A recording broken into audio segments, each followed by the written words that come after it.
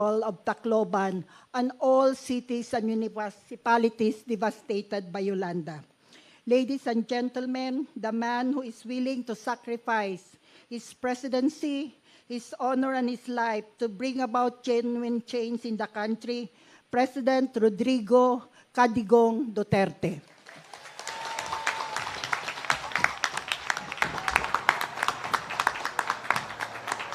Salamat po. Kindly sit down.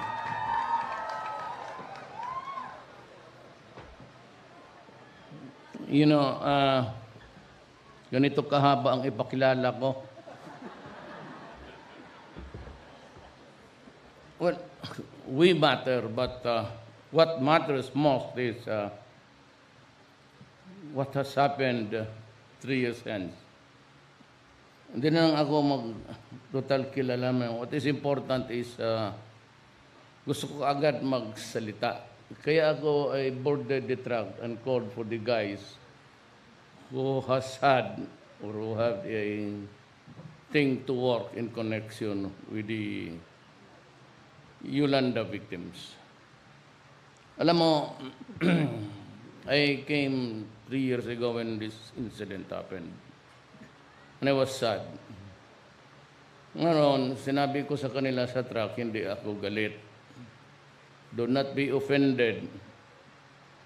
But pagtanong ko, 3 years after, ilang tao pa lang ang nakatira sa mga bunk houses or the relief houses that are provided by government. I am not satisfied. As a matter of fact, it's BS to me. 3 years, wala pa'y nakabalhin kaayo. Ano ba naman?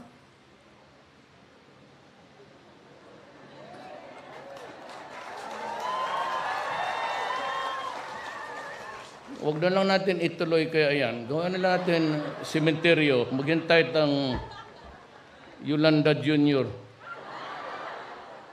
Alak. Hindi ko akalain. You know, I just introduced reforms in the national government. In the national offices, irrespective of the department, they are only given 1 month to process the papers. It must be out by 1 month. Ang local government, since you are not under me directly, I do not have the control, but I have the supervision, I will be coming out of rules. That binds everybody, including government corporations. Na kung ganitong LOA, said, di ako galit sa inyo, itong LOA, NHA, DPWH, you do that again, and I will fire all of you. I will ask you to resign. Totoo. Total, mga kaibigan ko, dito sa itaas, nakikinig yan. Ang problema sa down in, it's not pouring, it's trickling in trickles. And this, I don't know, alam mo, indolence is part of corruption. When you are paid for 8 hours to do your work, magtrabaho ka ng 8 hours, do not shortchange the public. Now, this 3 years, wala na, 2 years na, then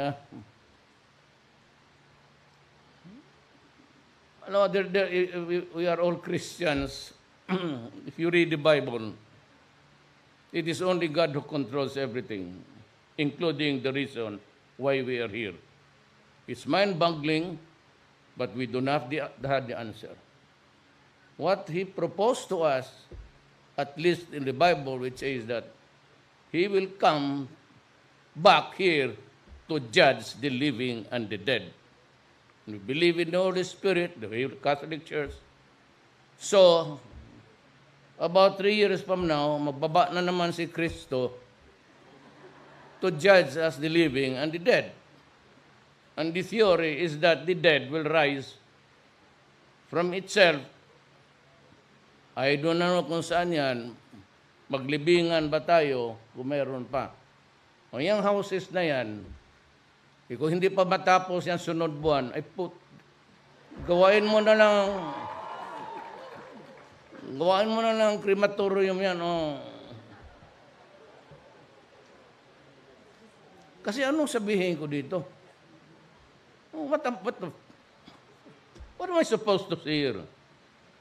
3 years now has passed at kayo naghintay na lang ng isa pang typo na sana pagdating namin dito wala ng tao para we do not have to say I am sorry na dumating ng ganito. Really, ako po'y naghihingi ng tawad sa inyo. But for all others, I have fired so many men in government. It's either magkaintindihan tayo o hindi. Ako ho, I propose something like this. I was not elected to sit down there. It was never my ambition to be president. Kung nandyan na rin ako, trabaho na lang tayo lahat. Because ako, I never coveted the position. Alam ko lang, alam ninyo, wala akong isang congressman, wala akong isang governor except Jaime and Governor Garcia of Bataan and a governor in Mindanao. The only lady and the only reason why na sinuportahan niya ako kasi kasintahan ko siya. Ayan ang totoo, hindi ako nagpapatawa. She used or was or girlfriend ko noon. And totoo, nanalo ako except for Davao. Wala akong isang barangay captain sa Central Luzon.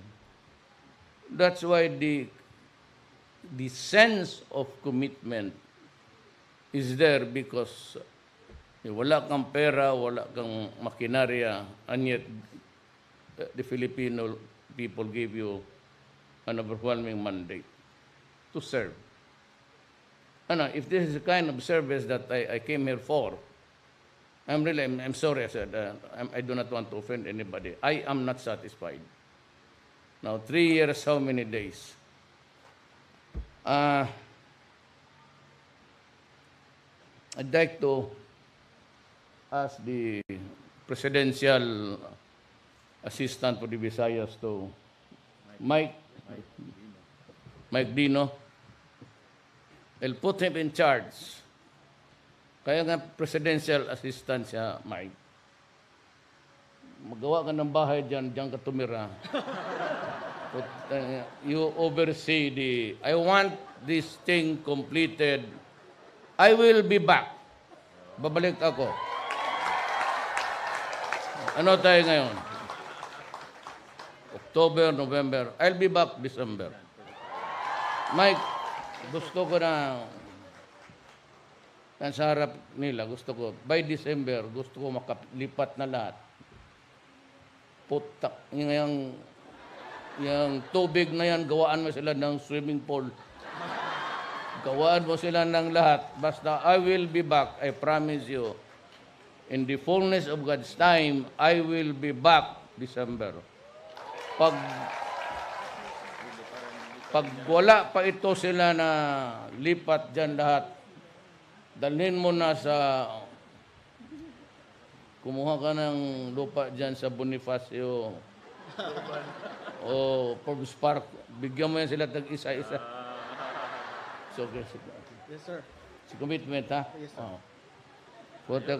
Para rin, alam mo, Mike, sa totoo lang, bihira ako nagbabaril ng tao, lalo ano kong kaibigan. Pag hindi mo nagawa yan,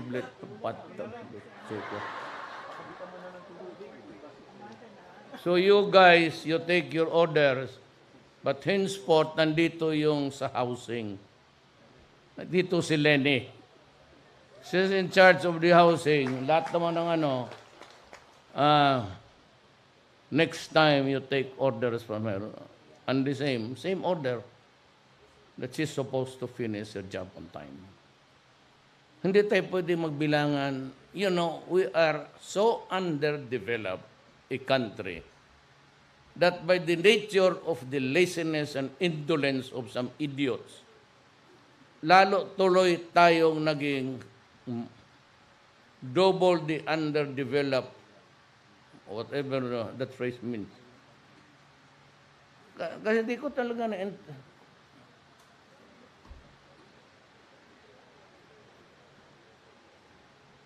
Kasi kung alam ko lang na wala pa pala tapos at 3 years from now, hindi pa tapos,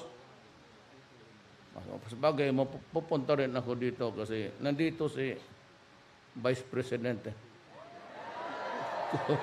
Kung saan siya nagapunta, nagpasunod-sunod ako.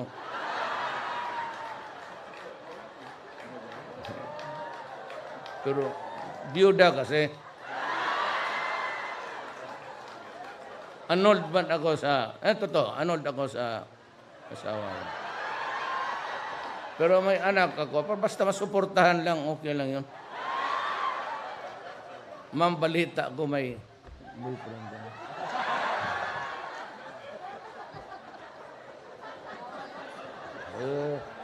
Sabi diyan sa, huwag kang mahayaan. Do not be offended, pero yung sabi nila, hindi yung totoo. Kaya kung totoo yun, ma'am, may mapatay na congressman na bago.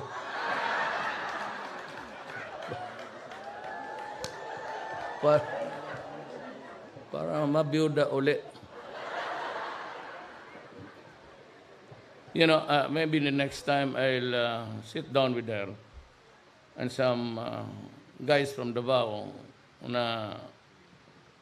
who were with me for the past 20 years 23 years that I was mayor. At baka lang makatulong kami. I'm not saying that we are the only ones who have the expertise.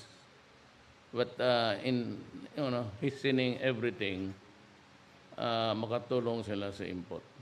You know, I'd come up with maybe regulations na local government permits should be out. Davao is 3 days. Electrical, business permit, whatever permit to die, the better. Kung basta, it has to be only enough. Ako, I do it 72 hours. Any business permit that you'd like to apply, it's 72 hours in Davao.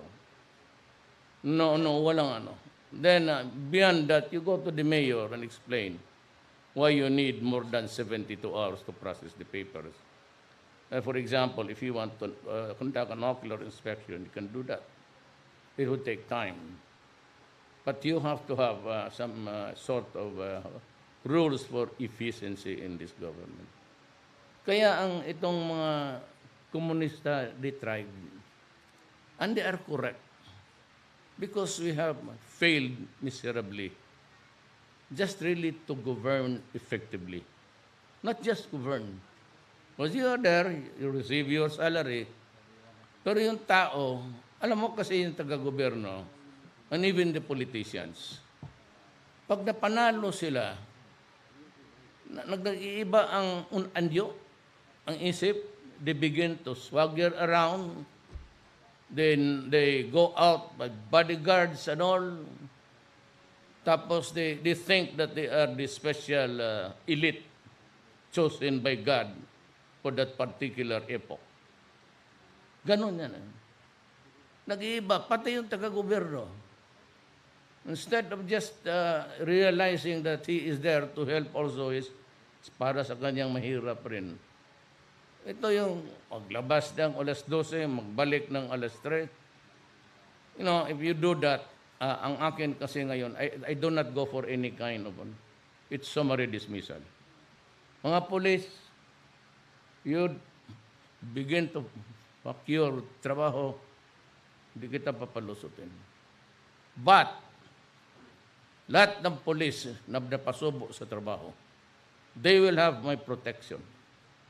And I will not allow a single policeman to go to prison just because he was doing his duty. Tandaan ninyo yan. Kayong mga polis, wala kayong problema. Basta sa trabaho, either I rise or sink with you. I will not abandon you and I will be there. Trabaho lang. Pero pag inaboso yung civilian, ayaw nyo magtrabaho, papasok kayo ng droga, putang ina, papatayin ko talaga kayo. Sa totoo lang. Hindi ko kayo palulusutin. I don't give a shit kung sino ka. And that is a warning for everybody. And the new role now, I have somebody listening to remind me. I will return the Alunan Doctrine. The doctrine says that more than 3 bodyguards, including you, kung may armas ka, pangatlo ka, that's a private army. And you will be arrested. Wala akong pakialam kung sinong gobernur ka o mayor. We go back to the simpler days of, you can have 1 or 2. Ngayon, magdala ka, mag-practice ka. Kung hindi ka marunong magbaril, huwag ka mag-mayor, huwag ka mag-gobernur. Katalawan mo. Dapat sumali ka na dyan sa nilang... We go back to no more than 2 policemen. And it should not be, the choice should come from the PNP. Hindi kayo makapili ng tao kasi dyan ang abuso. Ito, bata ito, anak ito ng barangay captain ko. You only have to get it from the service company of there's an office there for special units. Kung maghingi ka, only if you are in danger. Kayo namang mga NPA that are nakikinig ngayon, kung dalawa lang kasama sa pulis, huwag ninyong sobrahan. Dalawa lang rin, tabla-tabla yung fight. Ambus-ambus. Ambusin ninyo, tag-isang MRGU. Huwag nga, 2 pulis, 2 kayo. Huwag ninyong sobrahan yung arte na kawawa naman yung kalaban ninyo. I mean, there's no sense in, we're trying our best to come up with something.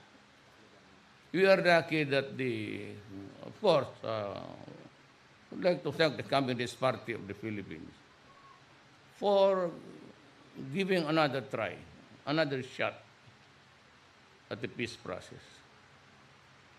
And kung sakaling, if we succeed, then wala na masyado. Kaya kita mo, walang patayan.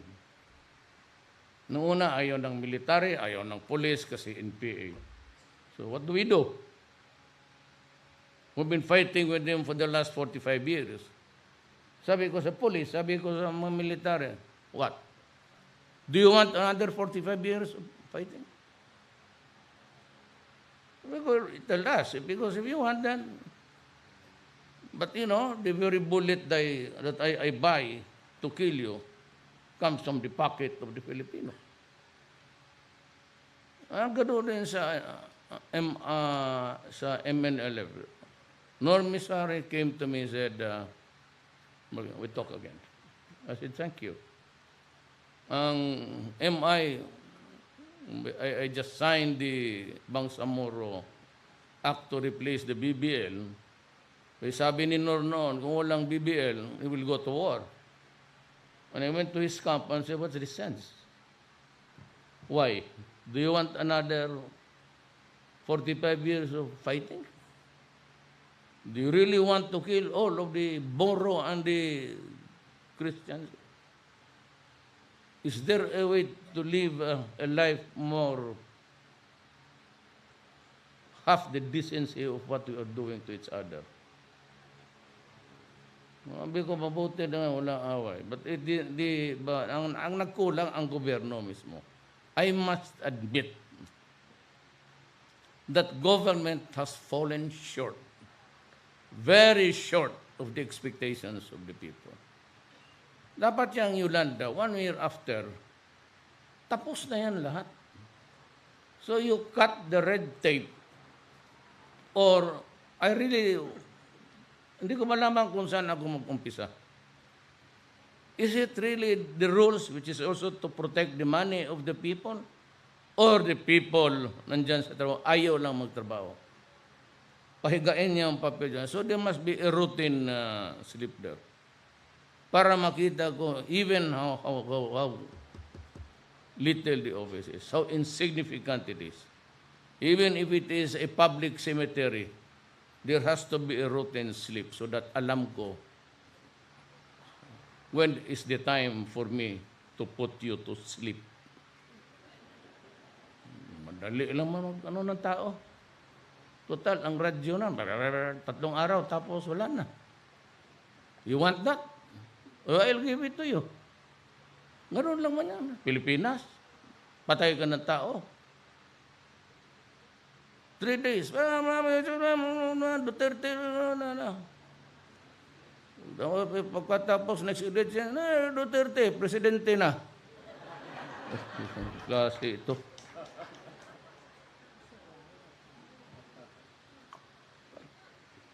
No, I'm just giving you the ironies of life. So I'm a little bit disappointed but still very happy to see you. Maraming magagandata na waray. You know, I was born on the wrong side of the island. Napapasabak ako doon sa mga Jawa. Wa man jamo. Dito, waray karipay. You know, I'm from Maasin, that's the other side. Now, one time I was flying here, going to Maasin. I realized na kung bakit there was this chasm of big divide. At kayong mga near across Samar got the dialect from them. Yung namang there's big range of mountain dividing you. So yung sigurong demography noon, the movement of people really prevented you from traversing to the other side. Pero I was born here. Mas magaganda ang nahaluan kayo ng Amerikano dito. Okay, siya.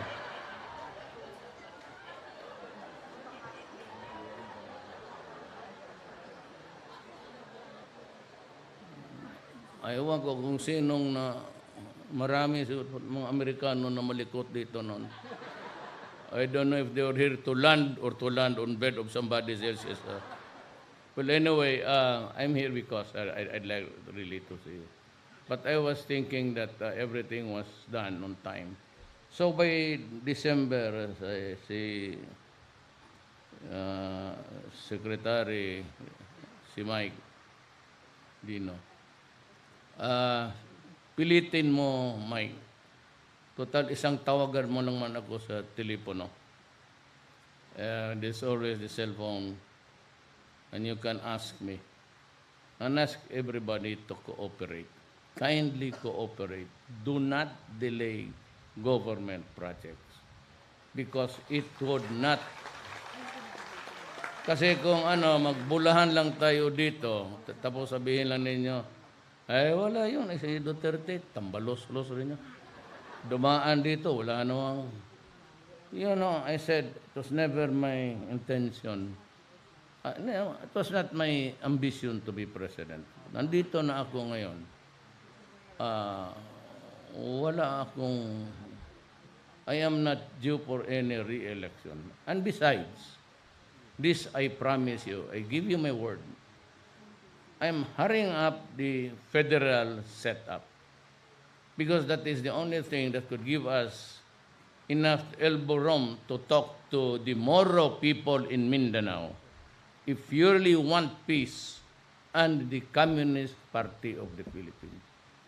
Yang dalawang yan, which is the two main pressure groups in our society today, ng kailangan nila in new setup.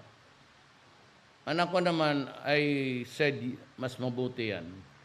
But provide a federal setup with a strong president. Otherwise, kung parliament pure, I do not think, because of the diversity of, in so many aspects, it would not be good. You would need a strong president. I am not eligible anymore. I'm only good for 6 years. But if you can craft it in about 2 to 3 years' time, I'd be happy to step down. Okay na ako. Sibat na ako. Basta tingnan ko lang, I will just maybe husband it from its gestation hanggang its... and if you can call an election 4 years from now under a federal setup, I think it would be good for everybody. So with that message, please do not be again offended by my... Talagang medyo, hindi ako galit. I'm not... malaman ninyo ako galit kasi sige lang akong... Pag ako galit, sige lang ako nagtingin ng magagandang babae.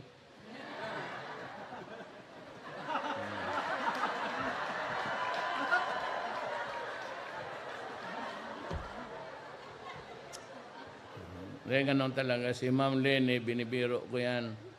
When the talks get boring and the argument starts, I always interject a joke para to make it more... pero totoo talaga. Nung una sa meeting, the arrangement, mas magkatabi kami.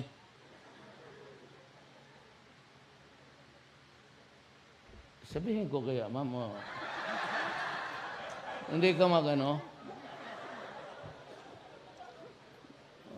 Kasi si Ma'am Lene, medyo shorter than usual yung damit na, Siguro nahalata ng mga protocol officer. Sige ako sa likod. Sunny Dominguez naman, sabi ko, layo mo, dito tayo ulit ka, sabi ko. Tingnan mo yung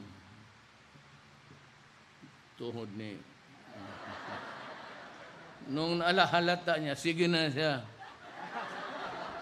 Gusto ko sabihin, Ma'am, mag-shorts ka na lang kaya. Huwag itong iksi-iksi ka ng damit. Tapos, so, anong ginawa ng gaging, inulit niya hindi yung pagganon. So, dito, makikita mo man, binaliktad niya, tapos nakaharap na doon. Wala nang... That binds everybody, including government corporations. Na kung itong LOA, said, di ako galit sa inyo, itong LOA, NHA, DPWH. You do that again, and I will fire all of you. I will ask you to resign. Totoo. Total, mga kaibigan ko, dito sa itaas, nakikinig yan. Ang problema sa down, it's not pouring, it's trickling in trickles. And this, I don't know. Alam mo, indolence is part of corruption. When you are paid for 8 hours to do your work, gusto ko agad magsalita. Kaya ako ay boarded the truck and called for the guys who has had or who have a thing to work in connection with the Yolanda victims. Alam mo, I came 3 years ago when this incident happened. And I was sad. Ngayon, sinabi ko sa kanila sa truck, hindi ako galit. Do not be offended.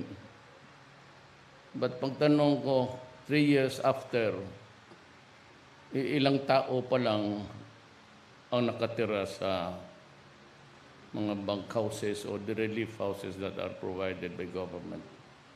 I am not satisfied. As a matter of fact, it's BS to me. 3 years, wala pa'y nakabalhin. All of Tacloban and all cities and municipalities devastated by Yolanda.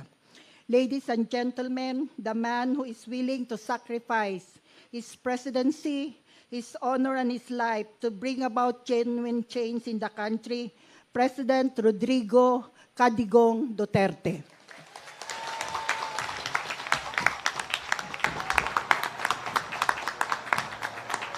Salamat po.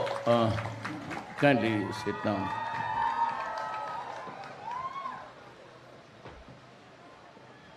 You know, ganito kahaba ang ipakilala ko. Well, we matter, but what matters most is what has happened 3 years hence. Hindi na lang ako mag-total kilala mo. What is important is, magtrabaho ka ng 8 hours. Do not shortchange the public. Now, this 3 years, wala na, 2 years na, then,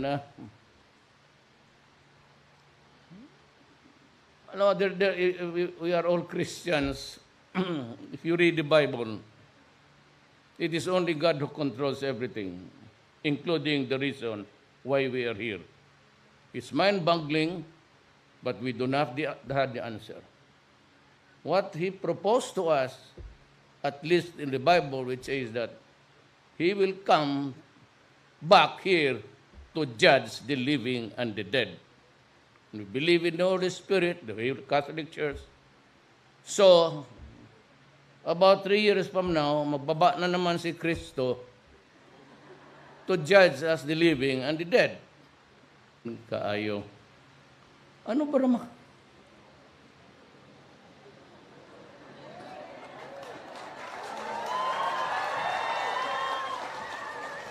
Huwag na lang natin ituloy kaya yan. Gawin na natin sementeryo. Maghintay tang Yolanda Jr. Alak. Hindi ko akalain. You know, I just introduced reforms in the national government. In the national offices, irrespective of the department, they are only given 1 month to process the papers. It must be out by 1 month. Ang local government, since you are not under me directly, I do not have the control, but I have the supervision, I will be coming out of rules.